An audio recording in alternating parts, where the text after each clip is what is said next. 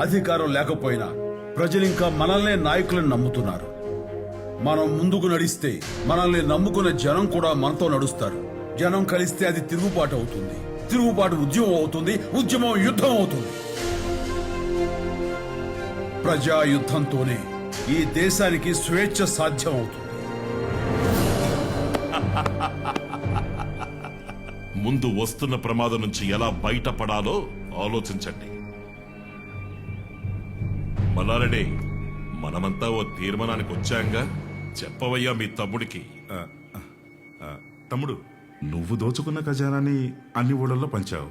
నీ వల్ల మేమందరం కూడా బ్రిటిష్ వాళ్ళకి శత్రువులు అయ్యాం. అందుకే మేమంతా ఒక నిర్ణయానికి వచ్చాం. నీ తరపున బ్రిటిష్ వాళ్ళతో మేం మాట్లాడతాం, నీకేం కాకుండా చూస్తాం. నువ్వు వచ్చి జరిగిన దాంట్లో మాకేం సంబంధం లేదని ఒక మాట చెప్పి తప్పైపోయిందని క్షమాపణ చెప్పు.